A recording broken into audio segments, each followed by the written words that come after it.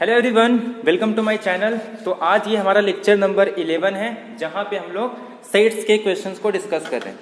पिछले वीडियोस में हमने डिस्कस किया था, क्या डिस्कस किया था कि union of two sets, intersection, ये ऑलरेडी हो चुके थे। और जो कुछ टॉपिक बचे थे जैसे कि इंटरवल, सिमेट्रिक डिफरेंस और एक लास्ट टॉपिक बचा था, हाँ, नंबर ऑफ एलिमेंट, कि यूनियन और इंटरसेक्शन के अंदर कितने नंबर ऑफ एलिमेंट्स हैं ये काउंट करना था। तो ये हमने पिछले वीडियो में डिस्कस किए। यानी कि लगभग जितने भी टॉपिक्स थे सेट्स के अंदर, जितने भी टॉपिक्स थे वो सारे हमारे कवर हो चुके हैं। तो अब हम क्या करेंगे, क्वेश्चंस को डिस्कस करेंगे। तो आज के इस वीडियो में जो मैं डिस्कस करूँगा वो महाराष्ट्र बोर्ड का जो सिलेबस है, एक्सरसाइज नंबर 5.1, जो कि सेट्स के जितने भी क्वेश्चन हैं एक्सरसाइज 5.1 में है।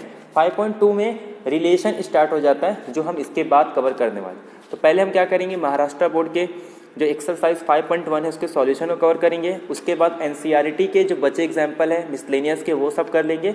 और उसके बाद हम एमसीक्यू के क्वेश्चंस को डिस्कस करेंगे। ठीक है, जैसे कि हमारा मैट्राइसिस में लगभग जितने भी क्वेश्चन थे वो सारे हम लोग डिस्कस कर चुके हैं। तो मैं आपको जब भी लेक्चर होगा मैं आपको उसको बता दूंगा कि कौन कौन से क्वेश्चन हमारे डिस्कस हो चुके हैं और कौन कौन से डिस्कस नहीं हो चुके हैं, ताकि आप लोग अपने एक्सरसाइज के क्वेश्चंस को सॉल्व कर सकते हैं।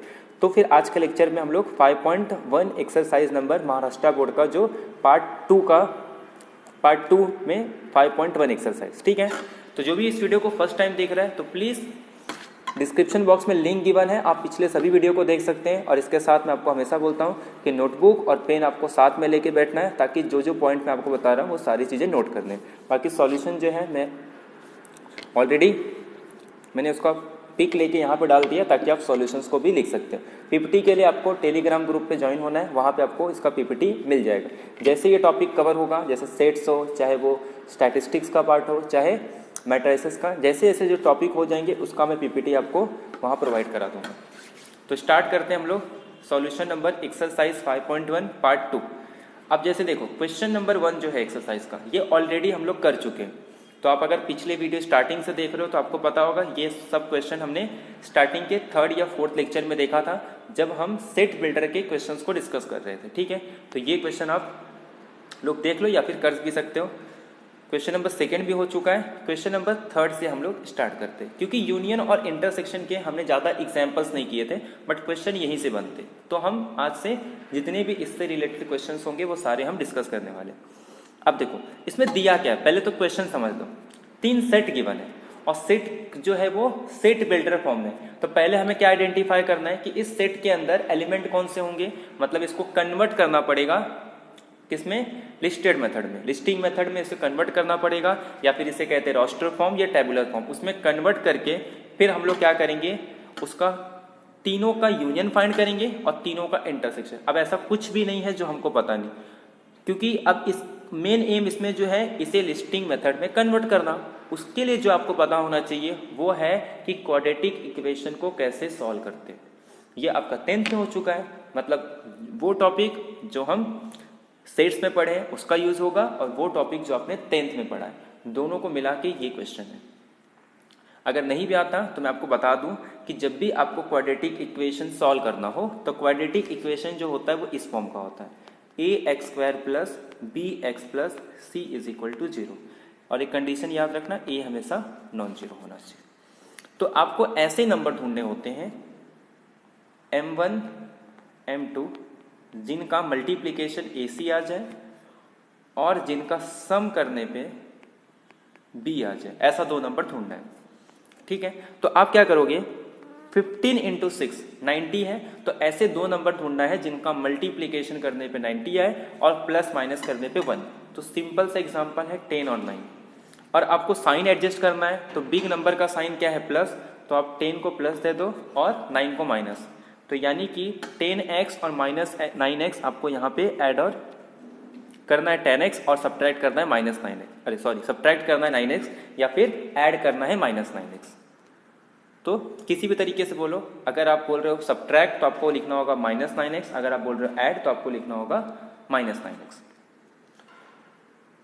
तो इस तरीके से लिखेंगे। उसके बाद क्या किया है, यहाँ से 2x को कॉमन ले लिए, 2x को कॉमन लेंगे तो अंदर क्या बचेगा 3x प्लस 5। सेकेंड में से अगर आप -3 कॉमन लेते हो तो आपके अंदर क्या आ जाएगा 3x प्लस 5। अब क्या हुआ, यहाँ से भी 3x प्लस 5, ये टर्म देखो, यहाँ से भी 3x प्लस 5, यहाँ से भी 3x प्लस 5 कॉमन आ जाएगा, तो यहाँ पे बचेगा 2x माइनस 3। तो आपके सामने आ गया 2x माइनस 3 और 3x प्लस 5। अब या तो ये पार्ट जीरो होगा या तो ये पार्ट जीरो होगा। अगर ये पार्ट जीरो होगा तो x की वैल्यू क्या आ जाएगी, 3/2, और अगर सेकेंड वाला जीरो हुआ तो x की वैल्यू आ जाएगी -5/3। मतलब सेट के पास 3/2 और -5/2, 3, ये 2 पॉइंट आ गए। अब ऐसे ही आप b की वैल्यू निकाल सकते हो -1/3 और c की वैल्यू निकाल सकते हो 3/2 -1। सेम मेथड से आपको क्वाड्रेटिक इक्वेशन सॉल्व करना है। a और b c को क्या करना है, कन्वर्ट करना है लिस्टिंग मेथड में, और आप ये देख लो कि कौन कौन से एलिमेंट आ रहे। तो आप आइडेंटिफाई कर सकते हो या फिर वेरीफाई कर सकते हो कि a b c ये आ गया। आप ध्यान से सुनो, तीनों का यूनियन लेना है। जब हम तीनों का यूनियन लेते हैं, ध्यान रखते हैं कि हर सेट के एलिमेंट आने चाहिए। -3/2, अरे 3/2 और -5/3। तो एक काम करते हैं, छोटे से बड़े नंबर लेने के लिए इस तरीके से लिखा है, बाकी आप चाहे जैसे लिख सकते हो। तो सबसे छोटा नंबर -5/3 था, इसके लिए मैं ऐसे लिखा हूँ। तो आपको क्या करना है, बस सारे एलिमेंट आने चाहिए।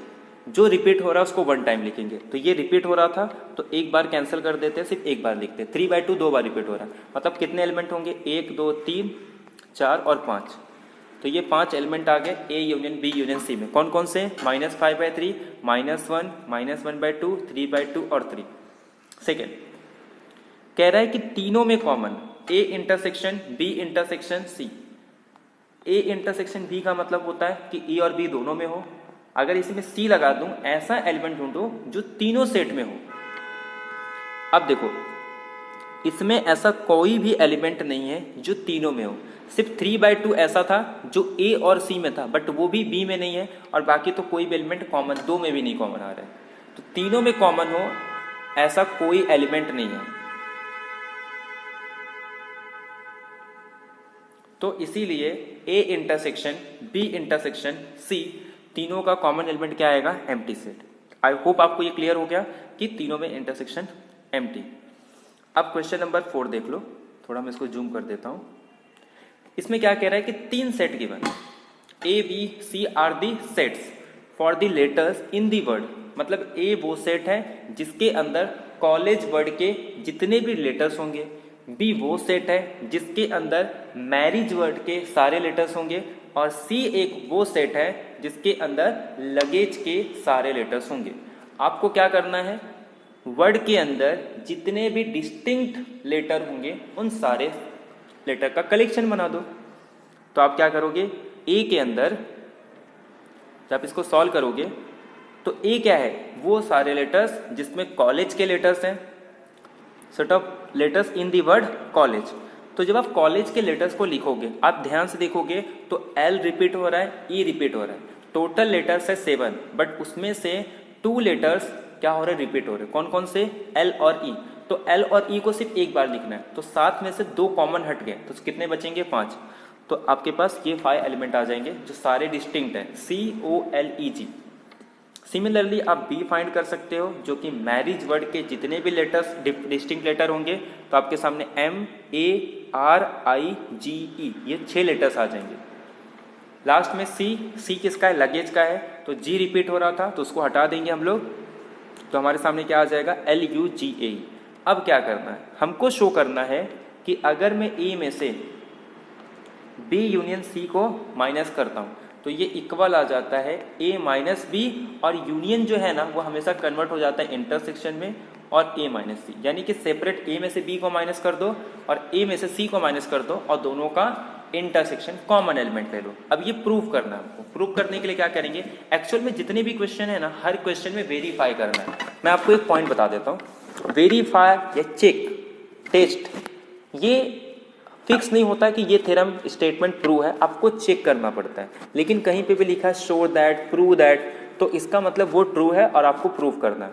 तो चेक में, बट यहाँ पे मुझे पता है कि जो जो स्टेटमेंट लिखे वो सारे ट्रू है, इसके लिए मैं यहाँ पे लिख रहा हूँ टू प्रूव दैट या टू शो दैट, और LHS RHS ले रहा हूँ। अदरवाइज अगर आपको एग्जाम में, मैं ये पहले ही बोल रहा हूँ, यहाँ पे मैं ले रहा हूँ क्योंकि मुझे पता है कि इक्वल है, बट आपको अगर नहीं पता है तो आप क्या करोगे, कभी भी ऐसे नहीं लिखोगे, पहले वाले को पहले सॉल्व करो, नंबर 1 दे दो, सेकेंड को सॉल्व करो, नंबर 2 दे दो, अगर नंबर 1 नंबर 2 इक्वल आ गया तो वो इक्वल है, but to show that, to prove that ये नहीं लिखना है। तो क्योंकि जब ये आता है to verify, to check, to test, तो हो सकता है वो ट्रू हो सकता है नॉट ट्रू हो।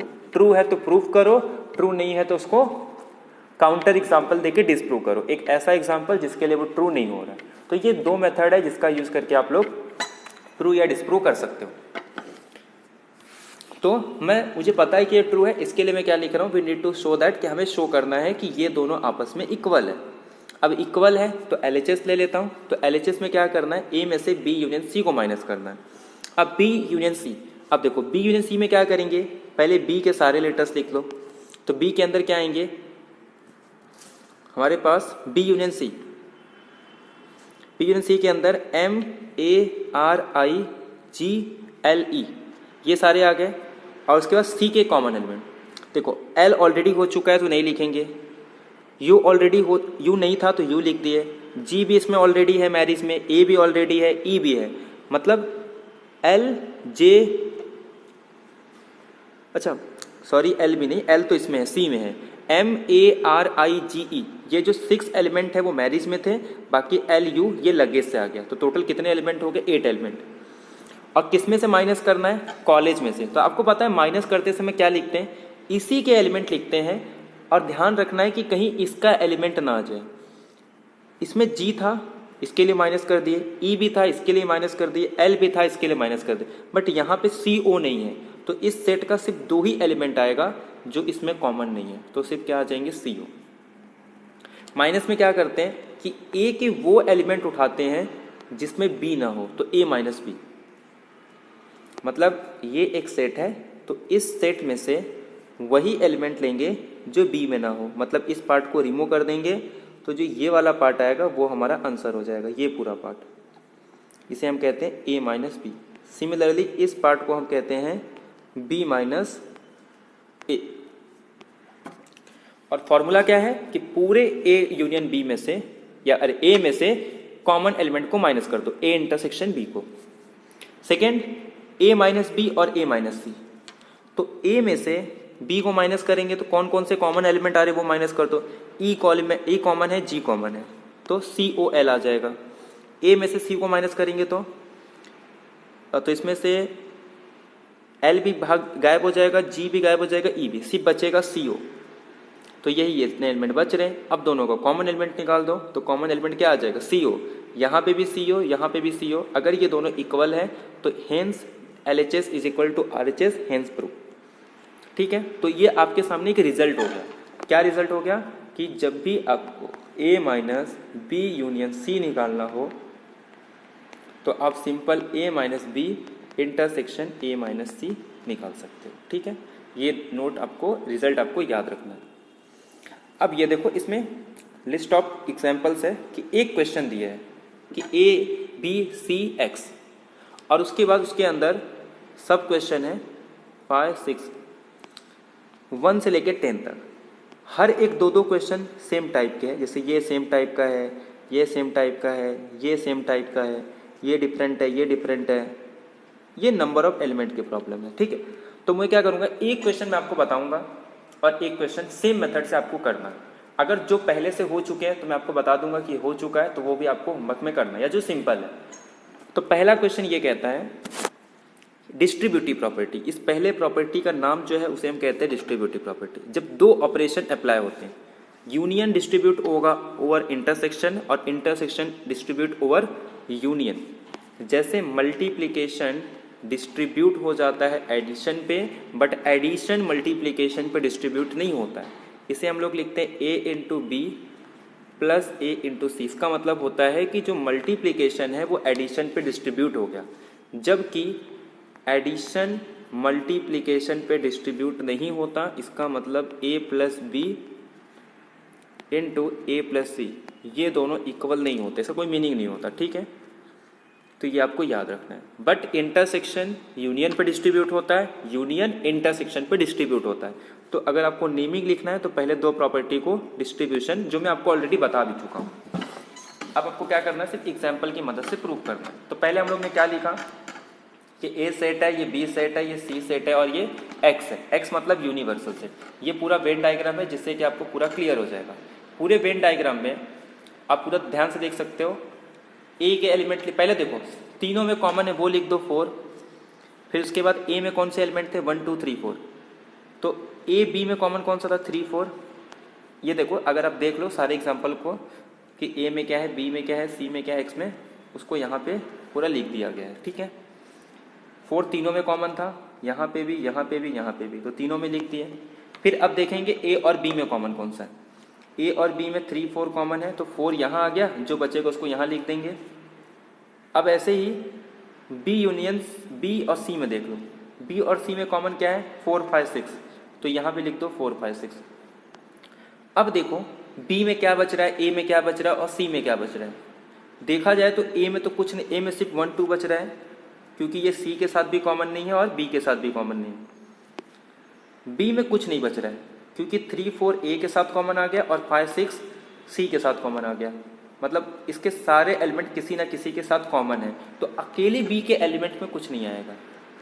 अब सी देखो, सी के जो 4 5 6 है वो बी के साथ आ रहा है, बच रहा है 7 8। और एक तो बी ए के साथ एक एलिमेंट कॉमन आ रहा है वो है 4, जो कि तीनों में कॉमन है। 5 6 बी के साथ कॉमन है, लेकिन 7 8 किसी के साथ कॉमन नहीं आ रहा। और जो तीनों में नहीं है मतलब वो ए यूनियन की बी के बाहर है, जिसे हम लोग कहते हैं 9 10। 9 10 तीनों से बाहर है। ये हो गया हमारा वेन डायग्राम। अब एक तो वेन डायग्राम की मदद से हम एग्जाम्पल को सॉल्व करेंगे। तो आप लोग क्या करना, वेन डायग्राम को बुक में लिख लो और सारे कैसे लिए एक बार चेक कर देना। A union B intersection C, इसका मतलब ये होता है, ये हमको प्रूव करना है। LHS ले लेंगे। ए के पास कितने एलिमेंट थे 1 2 3 4 और बी इंटरसेक्शन सी निकालना है। बी और सी में कॉमन कौन से थे 4 5 6। आपको पता होगा बी और सी में कितने 4 5 6 कॉमन थे। अब दोनों का यूनियन लेना है, तो दोनों का यूनियन ले लो, तो 1 2 3 4 4 5 6। आप ऐसे भी कर सकते हो या फिर डायरेक्ट वेन डायग्राम से भी कर सकते हो। अब RHS में क्या है ए यूनियन बी। ए और बी का जब यूनियन लेंगे तो ए में कौन से एलिमेंट थे 1 2 3 4, बी में कौन से एलिमेंट थे 4 5 6, तो 4 तो डबल आ गया, बचा क्या एक्स्ट्रा 5 6। ऐसे ए यूनियन सी लिखना है, तो पहले ए के एलिमेंट लिख दो। ए के एलिमेंट क्या थे 1 2 3 4 और सी के पास एक्स्ट्रा एलिमेंट थे 5 6 7 8 और दोनों का कॉमन एलिमेंट लिखना है। तो देखो इसमें भी 1 4 5 6 है, 1 2 3 4 5 6, इसमें भी 1 2 3 4 5 6, तो ये दोनों कॉमन है। मतलब यहाँ से भी वही आ रहा है, यहाँ से भी यही आ रहा है, तो इसका मतलब LHS is equal to RHS, hence proof. ठीक है, तो ये दोनों आपस में इक्वल होते हैं, ये प्रूफ हो गया। थर्ड में देखो ये क्या कह रहा है ए यूनियन बी का कॉम्प्लीमेंट। अच्छा एक बात बताओ, ए यूनियन बी के बाहर था क्या? ए यूनियन बी के बाहर एक तो वो जो सिर्फ सी में अकेले था, तो सिर्फ अकेले सी में कौन सा था 7 8। एक तो वो जो A union B union C तीनों के बाहर था, तो तीनों के बाहर कौन सा था 9 और 10। तो डायरेक्टली वेन डायग्राम से आप निकाल सकते हो, या फिर इसमें यूज कर सकते हो आप ए इंटरसेक्शन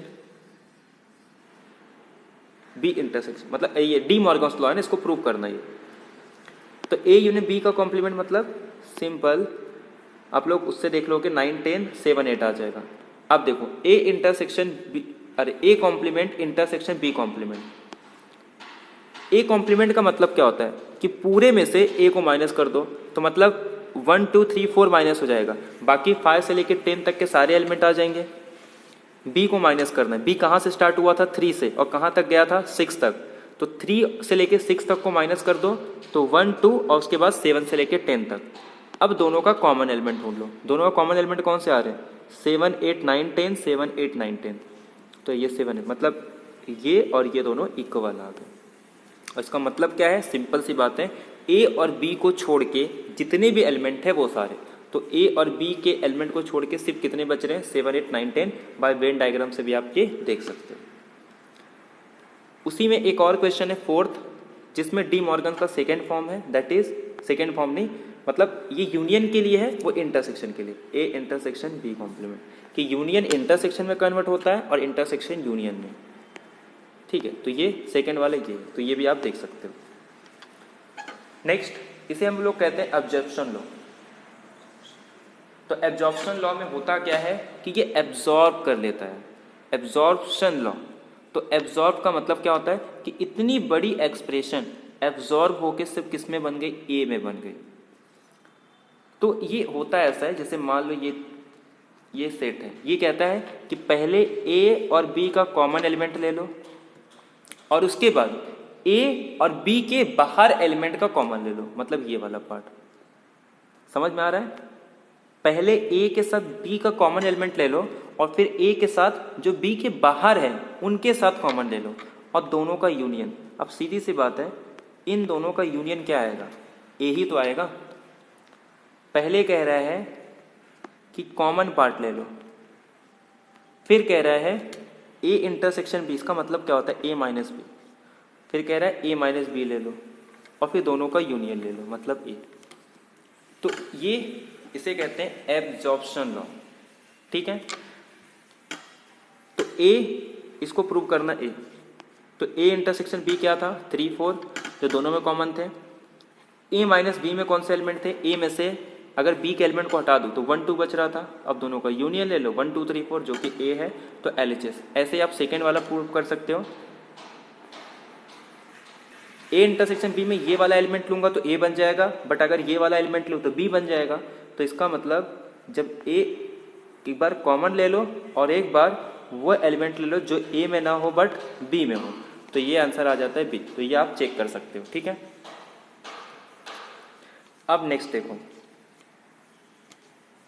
ये नेक्स्ट वाला है, ये आप प्रूव कर सकते हो।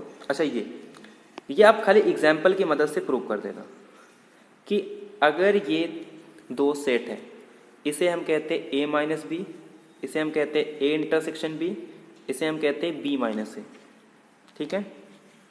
तो मैंने आपको बताया था इस पार्ट को क्या कहते हैं, ए माइनस बी, इस पार्ट को क्या कहते हैं, ए इंटरसेक्शन बी, और ये वाला जो पार्ट है इसे हम कहते हैं बी माइनस ए। अच्छा तीनों को मिला देंगे तो क्या बनेगा, ए यूनियन बी बनेगा। ए यूनियन बी की वैल्यू क्या आएगी, A minus B union A intersection B union B minus A. तो वही चीज़ यहाँ पे लिखा है कि ए यूनियन बी को आप लिख सकते हो A minus B union A intersection B union B minus A. ये इससे ये हो जाता है कि हम फॉर्मूला इजीली कैलकुलेट कर सकते हैं कि इसमें जितने एलिमेंट है प्लस इसमें जितने एलिमेंट है प्लस इसमें इतने एलिमेंट है। तो किसी भी सेट को आप क्या कर सकते हो, उसको अलग अलग पार्ट में लिख सकते हो या फिर अलग अलग सेट में लिख सकते हो जो आपस में कैसे हो, डिसजॉइंट हो।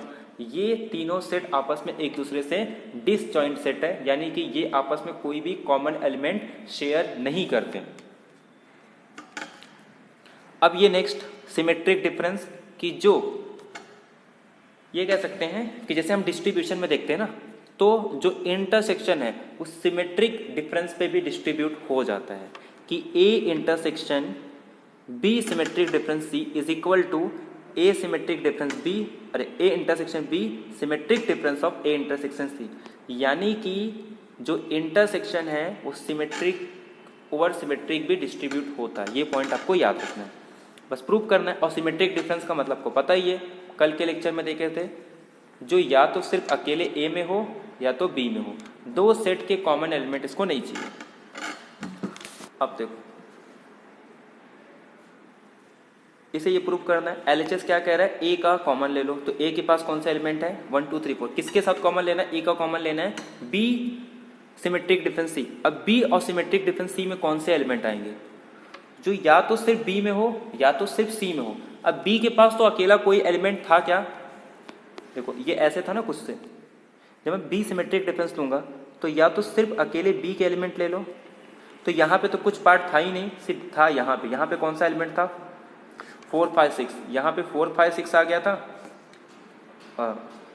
5 6 देखो 1 2 3 4, हाँ तो यहाँ पे 4 5 6 आ गया था, यहाँ पे सिर्फ 3 बच रहा था। तो एक तो 3 एलिमेंट आ जाएगा और वो दो एलिमेंट जो सिर्फ सी में थे, तो सिर्फ सी में कौन से थे 7 और 8, तो ये आपका आ जाएगा किसमें, ए इंटरसेक्शन सी में 3 7 8। और यहाँ दोनों को कॉमन ले लो, दोनों का कॉमन एलिमेंट कौन से आ रहे हैं, सिर्फ 3 आ रहे हैं। इसको इक्वल बताना है, अरे इसके इक्वल बताना, ए और बी में कॉमन कौन से हैं 3 4, ए और बी में सिर्फ 3 4 थे, ए और सी में सिर्फ कॉमन कौन सा था 4 5 6, ए और सी में कॉमन कौन से थे ए इंटरसेक्शन, अच्छा ए इंटरसेक्शन सी मतलब ये वाला पार्ट, ठीक है। इसमें सिर्फ एक ही कॉमन था, वो भी 4, जो तीनों में कॉमन था। अब इसका सिमेट्रिक डिफरेंस निकालना है। सिमेट्रिक डिफरेंस क्या कहता है, इसमें से इसको माइनस कर दो, इसमें से इसको माइनस कर दो और दोनों का यूनियन ले लो। जब इसमें से इसको माइनस करूंगा तो 4 माइनस हो गया, सिर्फ क्या बच रहा है 3, और जब इसमें से इसको माइनस करूंगा तो सब माइनस हो जाएगा, कुछ बचेगा ही नहीं, तो सिर्फ क्या बच रहा है 3। तो यहाँ से भी 3, यहाँ से भी 3, तो दोनों इक्वल आ गया, तो LHS is equal to RHS, hence prove. तो ये आपका 8 क्वेश्चन प्रूव हो गया। क्वेश्चन नंबर 9 ये फॉर्मूला है कि number of A union B is equal to number of elements in A plus number of elements in B minus number of elements in A intersection B।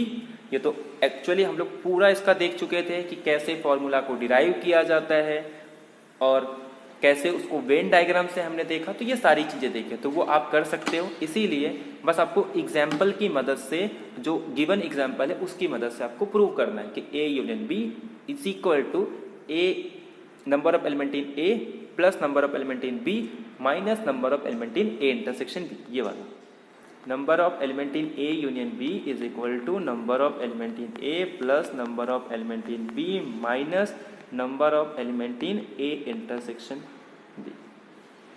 ठीक है, अब last question देखते हैं। इसमें ये प्रूव करना है कि जो B है मैं उसे इस तरीके से लिख सकता हूँ। ये है क्या, वही जो अभी हमने प्रूव किया कि मैं B को अगर ऐसे लिख सकता हूँ। कोई दिक्कत है इसमें? कोई दिक्कत नहीं है। मतलब है क्या ये कि B को, ये जो B सेट है इसको मैं कैसे लिख सकता हूँ, दोनों में कॉमन और A इंटरसेक्शन B, और वो B का एलिमेंट जो A में ना हो, मतलब B माइनस A, क्योंकि A intersection A complement intersection B का मतलब होता है कि B में से आप A के एलिमेंट को माइनस कर दो, क्योंकि B का वही पार्ट लेना है कॉमन पार्ट जो A में न हो। B में से A के पार्ट को माइनस कर दो। B का तो एलिमेंट लेना ही है क्योंकि B में कॉमन होना चाहिए बट A में नहीं होना चाहिए। तो मतलब अब बताओ, इस पार्ट के एलिमेंट और इस पार्ट के एलिमेंट का यूनियन लूंगा तो क्या होगा, इसके पास जितने एलिमेंट है इसके पास, और दोनों के कॉमन को माइनस कर दो, बट दोनों में तो कुछ कॉमन है ही नहीं, इसीलिए तो हम लोग इसको बनाते हैं। तो वहीं से ये फॉर्मूला आ गया। बस आपको चेक करना है, पहले आप B निकाल लो। B के पास कितने एलिमेंट थे, 4। B माइनस A में कितने एलिमेंट थे, तो B में से A को जब माइनस कर रहे थे तो सिर्फ कितना एलिमेंट, एक भी एलिमेंट नहीं बच रहा था। आई थिंक नहीं बच रहा था ना, कौन सा, 1 2 3 4 3 4 5 6 5 6 बच रहा था। तो कितने एलिमेंट थे, 2। A और B में कितने एलिमेंट थे, 2, 3 और 4, तो ये 4 और ये 2 + 2, तो 2 + 2 4 आ गए। वही चीज़ यहाँ पे लिखा है कि B के पास 4 एलिमेंट है, इसके पास 2 एलिमेंट है, इसके पास 2 एलिमेंट है। तो B के पास 4 एलिमेंट को मैं कैसे लिख सकता हूँ, 2 2 और 2 इसके पास है, 2 इसके पास है। तो therefore B number of B is equal to number of A complement intersection B, that is number of element in B minus A is equal to number of element in A intersection B, यानी कि दोनों में ही common element है। तो ये आपके 10 जितने example थे उन सारे एग्जाम्पल का सॉल्यूशन हो गया। आपको क्या करना है, जो बचे हैं उनको सिस्टमैटिक वे में लिखना है, अच्छे से और समझ के लिखना है। अब नेक्स्ट क्वेश्चन जो है ये नंबर ऑफ एलिमेंट के बेसिस पे है। हालांकि इसमें जो वर्ड प्रॉब्लम है वो मैं इसमें नहीं इंक्लूड कर रहा हूँ। वर्ड प्रॉब्लम जैसे कि मैंने आपको बताया, जब पूरा चैप्टर कंप्लीट हो जाएगा तो फिर हम लोग वर्ड प्रॉब्लम को एक अच्छे से बोर्ड पे हम लोग लेंगे। ठीक है, अब ध्यान से सुनो। A और B यूनिवर्सल सेट का एक सबसेट है, मतलब यूनिवर्सल सेट का 2 सबसेट ले रहे A और B। ये कुछ इन्फॉर्मेशन हमारे पास गिवन है। क्या इन्फॉर्मेशन गिवन है देख लो एक बार, मैं इसको जूम कर देता हूँ। कह रहा है A and B are subsets of the universal set X। कह रहा है यूनिवर्सल के पास 50 एलिमेंट्स हैं, A के पास 35 एलिमेंट है और B के पास 20 एलिमेंट है। और एक एक्स्ट्रा इन्फॉर्मेशन दिया है, कॉमन एलिमेंट न देके उसने क्या दे दिया है, A इंटरसेक्शन B के यूनियन का कॉम्प्लीमेंट, जिसको उसके डी मॉर्गन्स फॉर्म में लिखा है A complement intersection B complement. मतलब यूनियन के बाहर कितने एलिमेंट है वो दिया है। इनडायरेक्टली इसका मीनिंग यही है ना, इसका मतलब ये है कि A यूनियन B का कॉम्प्लीमेंट, क्योंकि इसी को हम लोग लिखते हैं A इंटरसेक्शन B। अब ये गिवन है, इसका मतलब यही तो दिया है कि यूनियन के बाहर 5 एलिमेंट है, मतलब हमारे पास कॉमन एलिमेंट नहीं दिया है।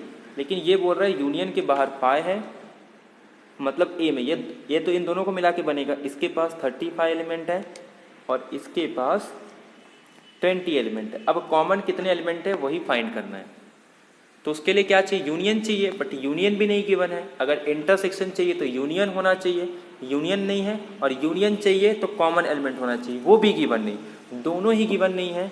तो मतलब कुछ तो ऐसा चाहिए जिसके लिए यूनियन फाइंड कर सकते हैं। अच्छा एक बात बताओ, अगर ए कॉम्प्लीमेंट फाइंड करना है तो कैसे फाइंड करते हैं? ए कॉम्प्लीमेंट फाइंड करने के लिए आप पूरे में से ए को माइनस कर दो, तो बाहर कितने एलिमेंट आ जाएंगे वो आ जाएगा। मैं कह रहा हूँ कि ए के बाहर कितने एलिमेंट है, ए कॉम्प्लीमेंट मतलब ए के बाहर, ए के बाहर कितने एलिमेंट है वो काउंट करना है। तो आप क्या करो, जितने भी एलिमेंट आपके पास है उसमें से ए के एलिमेंट को माइनस कर दो, मतलब यूनिवर्सल सेट में से अगर आप ए के एलिमेंट को माइनस कर दो तो आपको ए के बाहर कितने एलिमेंट है वो मिल जाएंगे। तो उसी का प्रॉपर्टी का हमें यूज़ करना है। देखो ध्यान से, ये इंफॉर्मेशन हमारे पास गिवन है। बाय डी मॉर्गन्स लॉ में ये लिख सकता हूँ, कोई दिक्कत नहीं है इसमें, कि A complement intersection B complement by using De Morgan's, मैं इसको ये लिख सकता हूँ। इसका मतलब क्या होता है कि पूरे सेट में से, पूरे यूनिवर्सल सेट में से आपने यूनियन के एलिमेंट को बाहर कर दिया तो आपको आंसर मिल गया 5। तो मुझे क्या फाइंड करना है, ए यूनियन बी। तो ए यूनियन बी क्या हो जाएगा, पहले तो मैं इसको ऐसे लिख सकता हूँ, number of X minus number of A union B is equal to 5। इसे ये साइड लेके आएंगे तो ये साइड आके माइनस हो जाएगा। अब टोटल एलिमेंट कितने हैं यूनिवर्सल के पास 50, उसमें से ये 5 माइनस कर देंगे तो 45। तो यहाँ से ये तो समझ में आ गया कि बाहर 5 एलिमेंट है और इन तीनों के पास 45 एलिमेंट है, ए के पास 35 एलिमेंट है और बी के पास 20 एलिमेंट है। अब इंटरसेक्शन फाइंड करने के लिए ए भी गिवन है, बी भी गिवन है, दोनों का यूनियन भी गिवन है। तो मैं कॉमन निकाल सकता हूँ बाय यूजिंग अ फॉर्मूला कि ए इंटरसेक्शन बी अगर आपको चाहिए तो आप ए के एलिमेंट के बी के एलिमेंट को ऐड करके उसमें से जो दोनों में है उनको माइनस कर दो, आपको कॉमन एलिमेंट मिल जाएंगे बाय यूजिंग अ फॉर्मूला। क्योंकि ए इन बी को ये साइड लेके आएंगे तो ये साइड आ जाता है। अब ये फॉर्मूला गिवन है तो ये फॉर्मूला बना सकते हैं। ए के पास कितने एलिमेंट है 35, बी के पास 20, कॉमन दोनों में जो है इसको माइनस कर दो तो ये आ जाएगा 55 माइनस 45, दैट इज दोनों में कॉमन कितने हैं 10 है। आई होप आपको ये क्लियर हो गया कि ए और बी में कॉमन एलिमेंट 5 है। इससे आप वेन डायग्राम बना सकते हो, दोनों में कॉमन 10, ए में 25 बचेंगे क्योंकि ए में 35 है, 10 कॉमन आ गया तो सिर्फ ए माइनस बी में कितने होंगे 25, और सिर्फ बी में दैट इज बी माइनस ए 20 में से कॉमन एलिमेंट को माइनस कर दो तो 10 बचे। अब इसमें यही पूछ रहा है A complement intersection B by Venn diagram, इसके पास 25 ए कॉम्प्लीमेंट इंटरसेक्शन बी मतलब बी में से एक कॉमन को माइनस कर दो मतलब बी माइनस ए, तो इसके पास 10, और ए इंटरसेक्शन बी कॉम्प्लीमेंट मतलब ए के वो एलिमेंट जो बी में ना हो मतलब ए माइनस बी, वो कितना आ जाएगा 25। तो अब आप वेन डायग्राम से बना सकते हो। अगर आपको कॉमन एलिमेंट मिल जाए तो आप पूरा वेन डायग्राम बना सकते हो, और एक बार वेन डायग्राम मिल गया तो आप ए माइनस बी माइनस ए सब फाइंड कर सकते हो। अब बाय यूजिंग फॉर्मूला बी के पास जितने एलिमेंट है कॉमन को माइनस कर दो, बी के पास 20 थे 10 माइनस कर दो तो 10 आ गया। ऐसे ही बी माइनस बी निकालना है तो ए में से बी के एलिमेंट को माइनस कर दो, मतलब कॉमन एलिमेंट को माइनस कर दो। ए के पास 35 थे 10 माइनस कर दो, आंसर आ गया 25। आई होप आपको ये पॉइंट क्लियर हो गया होगा कि जब भी वेन डायग्राम बनाना है आपको इंटरसेक्शन के एलिमेंट पता होने चाहिए। अगर नहीं पता है तो किसी मेथड का यूज़ करके आप फाइंड करो। तो मेथड क्या है, तो एक तो आपके पास होना चाहिए यूनियन ए और बी के एलिमेंट, या फिर और भी इंफॉर्मेशन होगा उसकी मदद से भी आप फाइंड कर सकते हो, वो डिपेंड करता है एग्जाम्पल्स पे। अब ये देखो, ये वर्ड प्रॉब्लम है, ये बाद में हम करेंगे। ये 8, 9, 10 ये सारे एग्जाम्पल्स हैं जो हम बाद में करेंगे 10 तक, ठीक है। और भी 12 या 13, ये भी 13 और 14 वो भी वर्ड प्रॉब्लम है, या उसके बाद के क्वेश्चंस को हम बाद में करेंगे। अभी देखो 11 क्वेश्चन हो चुका है ऑलरेडी, कि हमें 4 तक देखे थे। मैंने आपको होमवर्क के लिए भी कहा था कि आप 5 के लिए कर सकते हो। अगर एक सेट है तो अगर सेट के पास एक भी एलिमेंट नहीं है तो पावर सेट के पास फिर भी एक एलिमेंट होता है। सेट के पास एक एलिमेंट है तो पावर सेट के पास 2, एक सेट के पास 2 एलिमेंट है तो पावर सेट के पास 4 एलिमेंट, सेट के पास 3 एलिमेंट है तो पावर सेट के पास 2:3 दैट इज़ 8 एलिमेंट होंगे, जो मैंने आपको बताया भी था और आप कर भी सकते हो। ये एग्जाम्पल्स मैंने आपको करा के दिया है, तो ये हो चुका है। ये आप लोग अगर आप नोट्स बना रहे हो स्टेट बोर्ड के लिए तो आप ये बना सकते हो। 12 में ये क्वेश्चंस भी हम ऑलरेडी कर चुके हैं। इस तरीके के पिछले वीडियो में हमने देखा था, एनसीईआरटी के मैंने क्वेश्चंस लिए थे, यहाँ पे आपका स्टेट बोर्ड का क्वेश्चन है। ये ऑलरेडी हो चुका है फर्स्ट वाला। अब सेकंड देख लेते हैं एक बार वेन डायग्राम का। कुछ नहीं करना इसमें, -3 से 0 है। इसका मतलब क्या है? -3 से 0 एक ऐसा वो सारे रियल नंबर ले लो जो इसके बीच में हो बट -3 और 0 के इक्वल ना हो, मतलब दोनों साइड से ये वाला सिंबल -3 0 और उसके बीच के सारे नंबर, बट -3 और 0 सेट के ना इंक्लूड नहीं होगा, इसके लिए ये वाला। सेकेंड देखो, 6 से लेकर 12 तक एक साइड से क्लोज एक साइड से ओपन, एक साइड से ये सिंबल एक साइड से ये सिंबल, बीच के सारे नंबर 6 और 12 के बीच के सारे नंबर, और 6 को भी इंक्लूड करेंगे 12 को एक्सक्लूड करेंगे, ठीक है। 6 से लेके इन्फिनिटी, ये कह रहा है कि 6 के बाद के सारे एलिमेंट, मतलब वो सारे x जो 6 से ग्रेटर हो। क्या 6 होगा? नहीं, 6 को भी इंक्लूड नहीं किया है, तो इसका मतलब 6 या उससे ग्रेटर। फिर कह रहा है कि -∞ से लेके 5, वो भी क्लोज इंटरवल, मतलब 5 और उससे छोटे सारे नंबर, मतलब x जो है वो less than is equal to 5 है, तो x is less than is equal to 5, 5 से छोटे सारे रियल नंबर, ठीक है। आई होप आपको क्लियर हो गया होगा। इसके बाद को जो 2 क्वेश्चन और है वो भी आप कर सकते हो। 2 5, इसका मतलब है कि एक साइड से ओपन एक साइड से क्लोज, ये 2 और ये 5, मतलब वो सारे नंबर जो यहाँ से ओपन है यहाँ से क्लोज है। लास्ट -3 से लेके ओपन इंटरवल 4 तक, इसका मतलब क्या है? -3 और ये 4, एक साइड से क्लोज एक साइड से ओपन, -3 यहाँ पे 0 और यहाँ पे 4, मतलब वो सारे नंबर जो -3 से ग्रेटर या इक्वल बट लेस देन 4, -3 और 4 के बीच के सारे नंबर इंक्लूडिंग -3 एक्सक्लूडिंग 4, मतलब 4 को निकाल के बट -3 को इंक्लूड करके -3 और 4 के बीच के जितने भी नंबर होंगे उनके कलेक्शन को हम लिखते हैं -3 क्लोज इंटरवल से सेमी क्लोज -3 to 4, या फिर इसे आप सेमी क्लोज ओपन बोल सकते हो, या फिर सिंपल क्लोज ओपन भी बोल सकते हो। आई होप आपको सारे पॉइंट क्लियर हो गए। आज हमने क्या किया, ये स्टेट बोर्ड का exercise number 5.2 Maharashtra state board का, ये आपको अगर बुक आपको चाहिए तो बुक आपको मिल जाएगा PDF फॉर्मेट में, या तो आपके पास होगा भी। ई बाल भारती से आप लोग बुक भी डाउनलोड कर सकते हो अगर आपको PDF डाउनलोड करना है। आई होप आपको सारे पॉइंट क्लियर हो गए होंगे। इसमें और भी क्वेश्चन है, जैसे क्वेश्चन नंबर 13 14। अच्छा, ये क्वेश्चन नंबर जो 14 15 है ये रिलेटेड है इंटरवल से, इंटरवल से रिलेटेड है। इसका मतलब कि आपको इंटरवल की और भी थोड़ी नॉलेज चाहिए इनइक्वालिटी के बारे में, तो ये क्वेश्चन बहुत इंपॉर्टेंट है। तो नेक्स्ट लेक्चर में ये 2 क्वेश्चन, बाकी जितने भी वर्ड प्रॉब्लम है चाहे वो 13 और 10 9 8 7, मतलब 7 8 9 10, ये 4 वर्ड प्रॉब्लम है जो आपके किसके बेसिस पे है, जो हमने फॉर्मूला देखा है, number of element in A union B is equal to number of A plus number of B minus number of A intersection B। एक तो 3 सेट के लिए उसका भी एग्जाम्पल है, और एक तो A माइनस B का कि A में से कॉमन एलिमेंट को माइनस कर दो, या B माइनस A B में से कॉमन एलिमेंट को माइनस कर दो, या टोटल के बाहर यूनियन के बाहर मतलब A यूनियन B का कॉम्प्लीमेंट, या फिर इंटरसेक्शन के बाहर, वो तो कम यूज होता है बट सबसे ज़्यादा यूज होता है A यूनियन B के बाहर।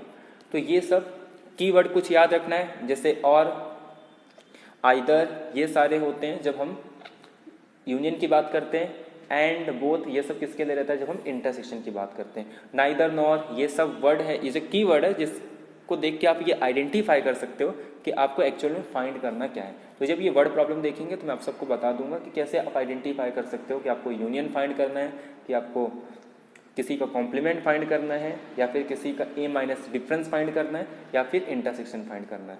आई होप आपको सारे पॉइंट क्लियर हो गए होंगे। इंटरवल का भी पॉइंट क्लियर हो गया होगा कि कैसे इंटरवल के क्वेश्चन करते हैं, यूनियन इंटरसेक्शन के क्वेश्चन कैसे करते हैं, कि कैसे हम यूनियन फाइंड कर सकते हैं, इंटरसेक्शन फाइंड करते हैं। तो ये सारा कॉन्सेप्ट आपको क्लियर हो गया होगा। नेक्स्ट लेक्चर में एनसीईआरटी के क्वेश्चंस को हम लोग डिस्कस करेंगे जो बचे हुए हैं। एनसीईआरटी के वैसे मोस्टली बहुत सारे क्वेश्चन हो चुके हैं, पर जो भी क्वेश्चन बचे होंगे उसे हम सिस्टमैटिक वे में ले लेंगे, ठीक है। आई होप आपको सारे पॉइंट क्लियर हो गए होंगे। तो नेक्स्ट लेक्चर में हम ये जो बचे हुए इसको डिस्कस करेंगे। अच्छा, पहले इसको डिस्कस करेंगे, फिर एनसीईआरटी के क्वेश्चन, उसके बाद फिर एमसीक्यू जो एग्जाम्पलर में एमसीक्यू के क्वेश्चन होते हैं वो, और उसके बाद फिर जेईई के क्वेश्चन। जितना ज़्यादा हम लोग सॉल्व करेंगे एग्जाम्पल्स उतना हमारे लिए बेनिफिट होगा। हर एक छोटी छोटी बात को लिखते जाओ, जो जो पॉइंट मैं आपको बताता हूँ सारी लिखो। वो सारे जब आप क्वेश्चन करोगे ना, अगर ये सारा आपका पॉइंट क्लियर हो गया, सारे नोट अपने अच्छे से बनाए, तो फिर आपको जब आप अच्छे अच्छे लेवल के क्वेश्चन सॉल्व करोगे वो भी आपको इजी लगेगा। बट उसके लिए आपका ये सारा कॉन्सेप्ट क्लियर होना चाहिए। ठीक है, तो फिर आज का लेक्चर यही एंड करते हैं, मिलते हैं नेक्स्ट लेक्चर में। Thank you very much, have a nice day.